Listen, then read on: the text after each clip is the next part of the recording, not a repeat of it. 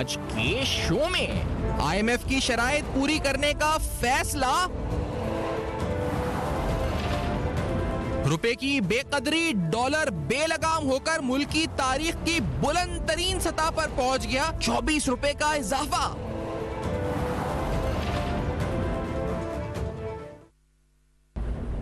अस्सलाम वालेकुम। पस पर्दा हकायक, सनसनीखेज इंकशाफात, प्रोग्राम बेनकाब। मैं हूं आपके साथ सफान खान। नाज़रीन, बिलाखिर पाकिस्तान IMF के साथ तमाम शराइत मानने को तैयार हो गया। हमने देखा है कि रुपी आज फिर से मार्केट डिटर्मिन्ड रेट की तरफ जाता हुआ नजर आया। रुपी डॉलर पैरिटी, एक तारीखी इजाफा हमने देखा कि रुपी की जो डॉलर की कीमत हुई रुपी के अगेंस्ट, उसमें देखने में आया। और इन तमाम चीज़ों का इम्पैक्ट आने वाले दिनों में आइंदा महंगाई और दीगर फैक्टर से पड़ता हुआ नजर आएगा। एक खबर यह भी आई कि पाकिस्तान ने अमेरिका से ये कहा है जी कि वो अपना जोर आजमाई करे और IMF प्रोग्राम में जो शराइत हैं उनको आसान या नरम रवैया अख्तियार करने पर मजबूर करे।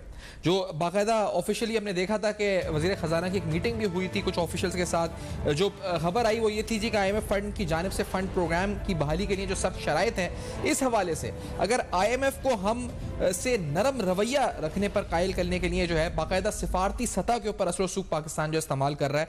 और इसाक डार ने दौरे पर आए हुए अमरीकी महकमा खजाना के डिप्टी असिस्टेंट सेक्रेटरी बराए एशिया से मुलाकात के दौरान जो है ये बात भी की और ये कहा गया जी कि पाकिस्तान और IMF इस हफ्ते डेटा का तबादला उन्होंने जारी रखा है और अब तक फंड ने अपनी सख्त शराइत में नरमी के लिए कोई नरम रवैया नहीं दिखाया। तनाज़ात की एक वजह शरह मुबादला से निमटने के तरीक़ार पर मुस्तकिल इख्तिलाफ हैं और जिसमें हमने देखा है कि आज डेवलपमेंट भी हुई है और जिस तरह मैंने कहा कि मार्केट डिटर्मिन्ड रुपी पैरिटी की तरफ हम लोग आगे बढ़ रहे हैं। साथ साथ हमने ये भी देखा है कि इस माशी सूरत हाल के अंदर पाकिस्तान को अपने टैक्स रेवेन्यूज टारगेट भी हासिल करने में कुछ मुश्किलात का सामना हो सकता है। FBR इस सिलसिले में क्या कर रहा है, आपको चेयरमैन FBR ने जो आज गुफ्तगू करी है वो भी सुनाते हैं कि जो मुश्किल हालात से हम गुजर रहे हैं उस पर वो क्या कहते हैं और हमारे रेवेन्यू टारगेट मीट होंगे या नहीं होंगे, इस पर चेयरमैन FBR ने क्या कहा है। Let's see this out. जो हमारा टैक्स गैप है पाकिस्तान का, ये इंशाल्लाह ये अगले बहुत ही कम अरसे में हम इस गैप को ब्रिज करने की पूरी कोशिश करेंगे।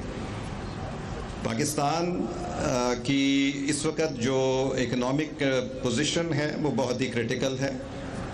हमें रेवेन्यूज़ में शॉर्टफॉल आ रहा है क्योंकि इंपोर्ट्स की कंप्रेशन हुई है, लेकिन हम कमिटेड हैं। हमारा जो एनुअल टारगेट है 7.470 ट्रिलियन, इंशाल्लाह हम ये टारगेट अचीव करेंगे। हमने इनकम टैक्स की साइड पे, डायरेक्ट टैक्सेस साइड पे इस दफ़ा जो पिछला बजट था उसमें बहुत सारी तरामीम ऐसी की थी जिसमें अब जो कलेक्शन का शिफ्ट है वो डायरेक्ट टैक्सेस की तरफ हो गया है।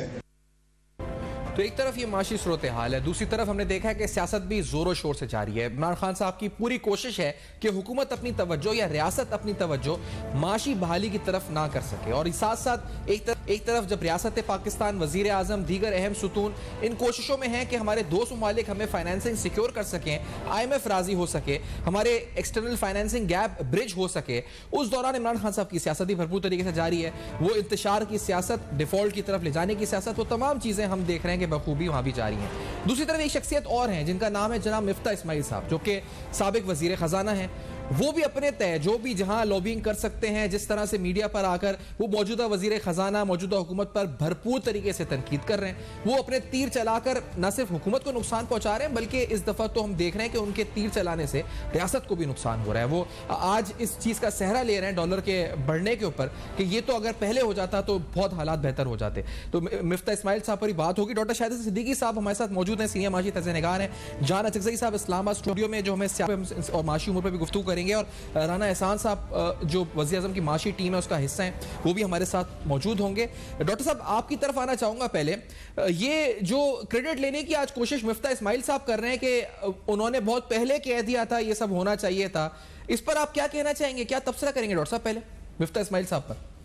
देखिए, पहले मैं आपसे ये कह दूं कि ये तबाही बर्बादी की जो वो है बुनियाद वो रखी गई थी 28 फरवरी 2022 को, जब इमरान खान साहब ने मुआहदा तोड़ा था। हम ये बात क्यों नहीं समझते कि सिर्फ ये देख लें कि मार्च के महीने में क्या हुआ था। स्टेट बैंक की रिपोर्ट के मुताबिक ये मुआहदा जब तोड़ा तो एक महीने में $5 अरब स्टेट बैंक के रिजर्व गिर गए। $5 अरब। अब तो IMF से $7 अरब 3 साल में लेते हैं, एक महीने में $5 अरब गिरे, ये रिकॉर्ड पर है। इसके बाद मौजूदा हुकूमत के दौर में 9.5 महीने में $7 अरब गिरे हैं। तो वो तसलसल था जिसकी रफ्तार सुस्त हो गई। लेकिन तबाही जो पहली वो यही थी जो इमरान खान साहब करके गए थे।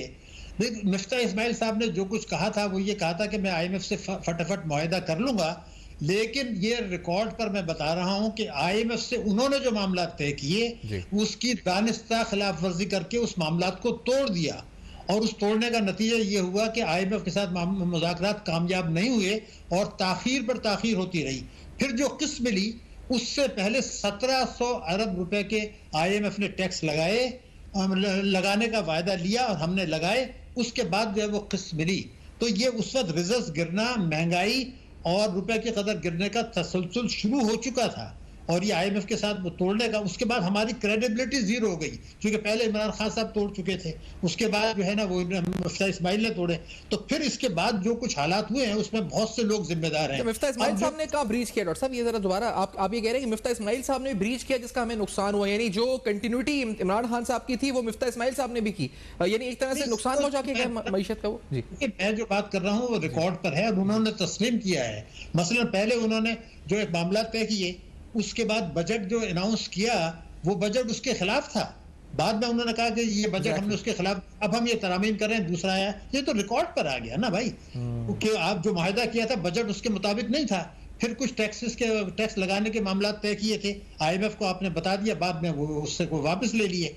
तो ये जो तोड़ा गया था। लेकिन दूसरे, मैंने एक चार्ट, ये तो रिकॉर्ड पर है। दूसरी बात जो मैं बता रहा हूँ कि इतनी ताखीर कर, अगर आपको मानना ही था 1700 अरब के टैक्स लगाने ही थे, तो आप कैबिनेट में बता दें कि भाई IMF का रवैया मुआंदाना है, शायद उनको अमेरिका की तरफ से इशारा मिला है, वो कोई नरमी नहीं दिखा रहे। तो कई महीने इंतजार करने के बजाय कैबिनेट में वाज़ेह तौर पर कहें कि या तो आप ये शर्त माने, और अगर आप नहीं मानते तो आपको पैसे नहीं मिलेंगे, रिजर्व गिरते रहेंगे। डॉक्टर साहब एक बात बताएं, क्योंकि आप सालों से मईशत, वजीर खजाना, हर चीज़ आपने देखी है, खुद भी आप इंपॉर्टेंट पोजीशंस पे रहे हैं। मुझे बताएं कि जिस वक्त ये जिस सूरत हाल से मुल्क के साथ गुजर रहा है, इसकी वजूहात और इसके हल पे तो हम अक्सर बात करते हैं, लेकिन इस वक्त कोई भी वजीर खजाना हो, वो इसहाक डार साहब हो, वो पीपल्स पार्टी का कोई हो, वो PTI का कोई हो, आपको नहीं लगता कि अगर कोई बैठकर, और ये तो मिफ्ता इस्माइल साहब उन्हीं की जमात के रहे हैं ना, यहाँ बैठकर अगर वो सिर्फ इस वक्त ये तनकीद करते रहे कि ये गलत था, मैंने ये कहा था, ये वक्त है ये करने का, ये PTI करे या कोई भी करे, क्या ये वक्त है, हम अफोर्ड कर सकते हैं इस वक्त कि हम ये बैठकर जो भी मुल्क चला रहा है बजाय उसको सपोर्ट करें या एक अच्छा माहौल दें?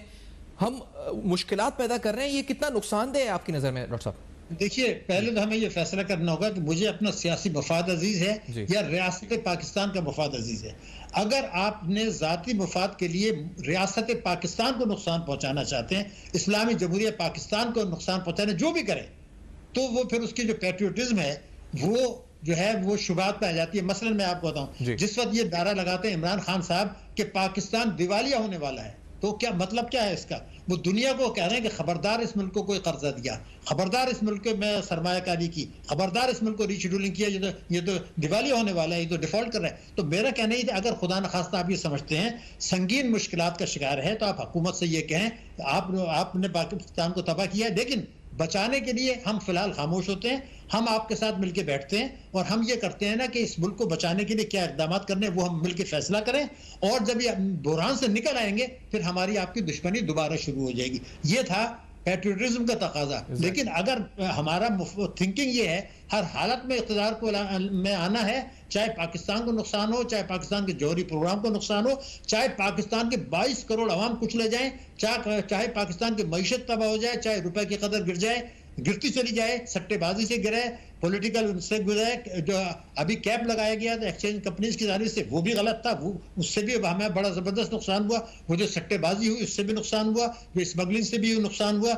इन तमाम चीज़ों से नाकाबिल फ़हम फैसले, नाकाबिल दिफा फैसले और ऐसे फैसले जिनको कि आप डिफेंड नहीं कर सकते, उस हद तक आप इस हद तक गिराते चले जाएं। रुपए की कदर गिरने का लाजमी नतीजा था कि IMF की किस्त रुक गई, आपके रिजर्व गिर रहे हैं इन फैसलों के बाद जो किए गए थे। तो ये सब करके हमने मुल्क की खिदमत तो नहीं की। और अब मैं ये बता दूं कि ये इतना आसान काम नहीं है। अमेरिका का आपने बात की, अमेरिका ने महसूस कर लिया है कि पाकिस्तान को जितना बर्बाद तबाह करना था, हुकूमत की जानिब से हो, IMF की जानिब से हो, अमेरिका के इशारे पर वो हो चुका। अब ज्यादा करेंगे तो कपड़ा फट जाएगा। अब उन्होंने फैसला कर लिया है कि पाकिस्तान को डू वॉर कहेंगे, क्योंकि यहाँ वॉर ऑन टेरर, वो जो टेरर की नई वेव आ रही है उसको ये कह सकते हैं, दुनिया में कहीं भी हो सकती है। और अब वो अमेरिका से, IMF से कहेंगे कि आप उनको शर्तें जरूर लगाएं मगर जरा जल्दी कर दें, बहुत ज्यादा। अच्छा डॉक्टर साहब, अगर ये अमेरिका से पहले मैं क्योंकि इस सम अप करूं इस गुफ्तगू को कि उसके बाद आप हमारे साथ होंगे नहीं अगले सेगमेंट में, मुझे बताएं कि ये जो आपने जिक्र किया सियासतदानों का, दूसरा एक तबका है जो कि रेंट सीकर्स का तबका है, जो मुख्तलिफ हमारी एलीट, जिसे कहा जाता है एलीट कैप्चर कहा जाता है, जो आपके टेक्सटाइल का शोबा है, उनकी लॉबीज हैं, फिर आपका इसी तरह से दीगर और शोबे रियल एस्टेट के हैं। तो इन तबकात ने भी तो हमें कितना नुकसान पहुंचाया। यानी इस वक्त हमने देखा है ऐसी फुटेजेस के इंडस्ट्री को ताले लगा के चाबियां दे रहे हैं गवर्नर स्टेट बैंक को, और इस तरह की जो एक फिजा या विजुअल्स दिखाए गए टीवी पे और स्क्रीन पे, तो ये इसने कितना नुकसान पहुंचाया है कि आप जो है जहां आपने सालों कमाया एक मुल्क से और आप जो है थोड़े माशी मसाइल आए तो आप जो है playing with two the lobby, आप आके स्क्रीन के ऊपर पॉलिटिक्स कर रहे हैं, ये सब चीजें कर रहे हैं, इन लोगों ने कितना नुकसान पहुंचाया इन चीजों ने? पहले मैं आपको रिकॉर्ड पर एक चीज बता दूं जो कि स्टेट बैंक की रिपोर्ट में मौजूद है। जून 2020 के बाद से इमरान खान के जमाने में जब रजा बाकत के साथ मिलके 3% का कर्जे दिए गए और 525 बेसिस पॉइंट गिरा के कई 100 अरब रुपया ताकतवर लोगों ने ज्यादा कमाया है। ये रिकॉर्ड पर है, ये रिकॉर्ड पर है कि 2022 का जो माली साल था उसमें 80 अरब डॉलर की इंपोर्ट हुई, जो पाकिस्तान की तारीख में कभी नहीं हुई। उस साल जो है 48 अरब डॉलर का हमारा तिजारती खसारा हुआ। इससे पहले 2 साल पहले सिर्फ जो है 23 अरब का था। 25 अरब डॉलर का तिजारती खसारा करके, इंपोर्ट करके बेतहाशा दौलत कमाई गई। 3% में भी कर्जे दिए, कम शरह-ए-सूद पे दिए। इतनी जबरदस्त दौलत कमाने की आदत पड़ गई थी, तो अब इनका फर्ज यह था कि हुकूमत से ये बात करते कि हमें पता है कि जी IMF का रवैया मौनदाना है, हमें पता कुछ स्मगलिंग हो गई, आपके पास रिजर्व 4.6 अरब डॉलर रह गए हैं, LC नहीं खुल सकती, हमें भी पता है, तो अब जो रोटी है उसी से काट के खाएंगे ना। अब हमें हुकूमत से ये कहते हैं कि जनाब आप IMF से जितनी तेजी से कर सकते हैं करें, उस वक्त तक हम इस तकलीफ को बर्दाश्त करेंगे। कौम भी बर्दाश्त कर रही है, आवाम भी बर्दाश्त, हम भी करेंगे। ये देने का तो मतलब ये है कि जब कमाने का वक्त था इतना कमाया जितना हिंदुस्तान में लोगों ने नहीं कमाया, इसलिए कि वहां महंगाई 6% हमने 24% कर दी। तो ये जो रवैया है, इस रवैये से लस्ट फॉर मनी, जी, लस्ट फॉर मनी, बहुत lust for money, lust for power, lust for money, इन दो चीजों ने हमें इस सूरत हाल पे पहुंचाया है। लेट्स टेक अ ब्रेक के बाद कुछ सियासी सूरत हाल पे भी बात, रूस से तेल के मुआहदे पे बात, और हुकूमत आइंदा आने वाले महंगाई के तूफान को इन शराइत के मानने के बाद जो आएगा उसका सामना करने के लिए क्या तैयार है, ये भी सवाल उठाएंगे इस ब्रेक के बाद हमारे साथ।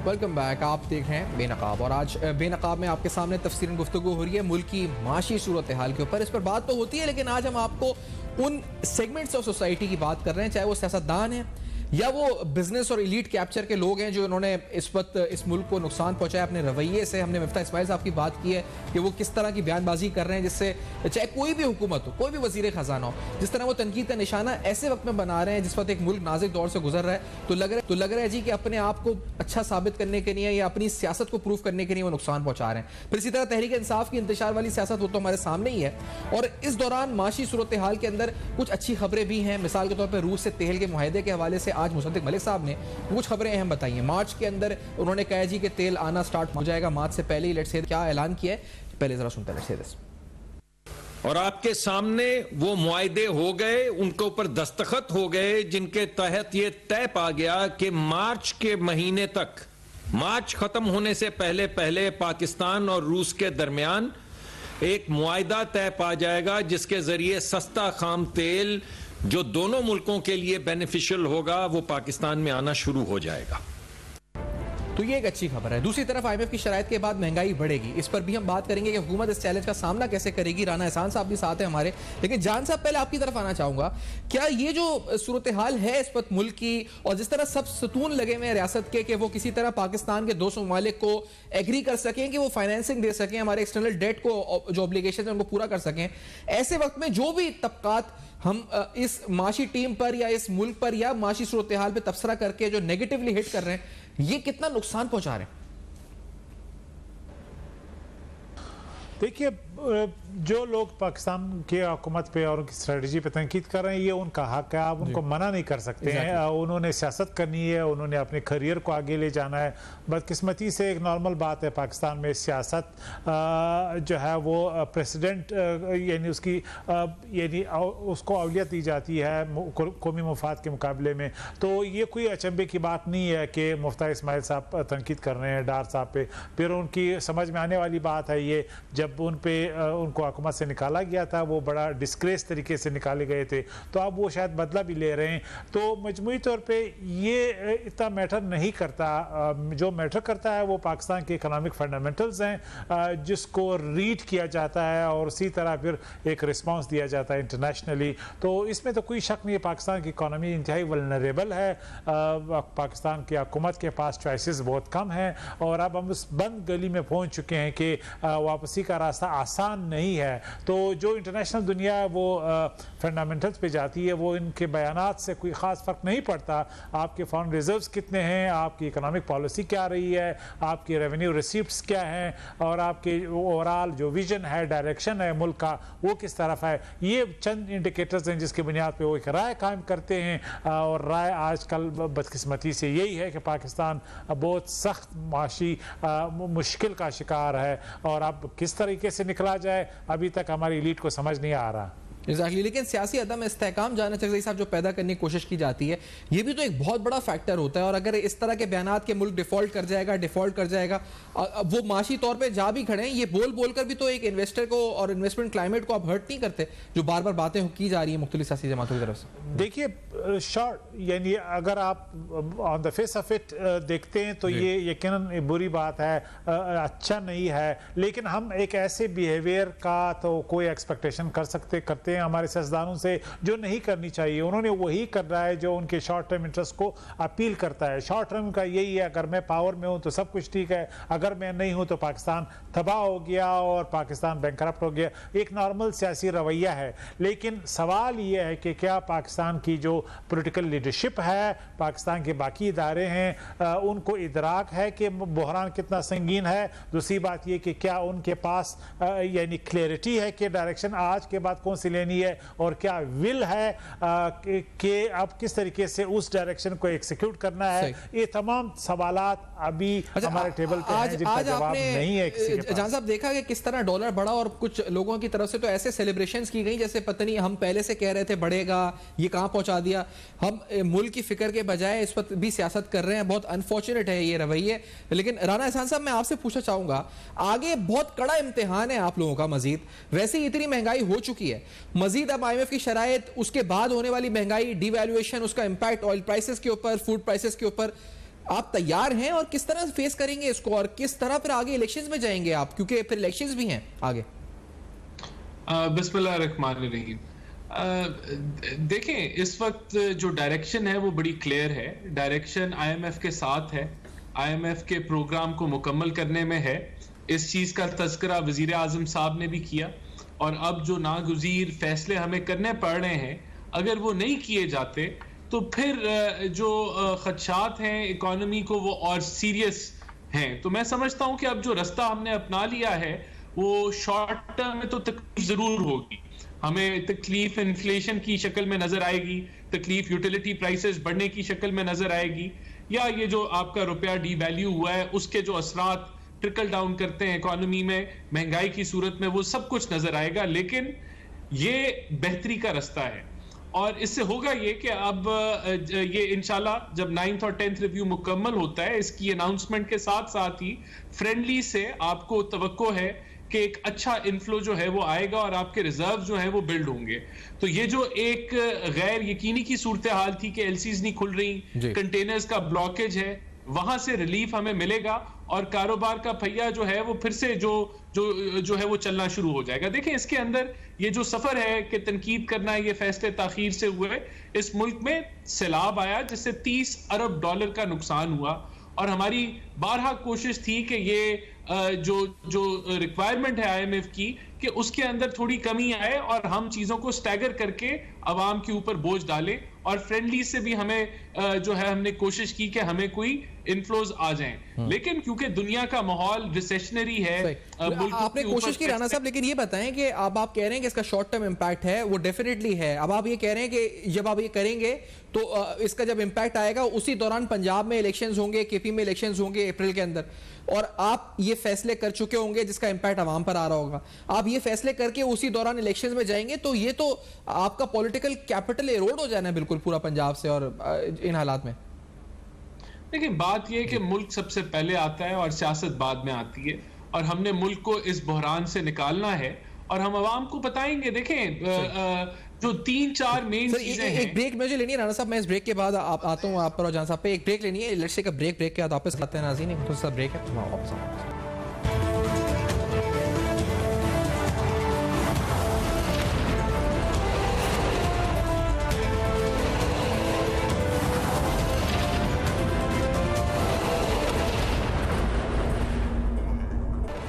Welcome back. आप देख रहे हैं बेनकाब, और आज बेनकाब में माशी सूरत हाल पर गुफ्तगू हो रही है। राणा एहसान साहब, किस तरह आप लोग डील करेंगे, ये आप बता रहे थे उस वक्त, ब्रेक पे चले गए, कैसे फेस करेंगे इस सूरत हाल को जो आपको सियासी तौर पर भी नुकसान पहुंचा सकती है इन शराइत के बाद?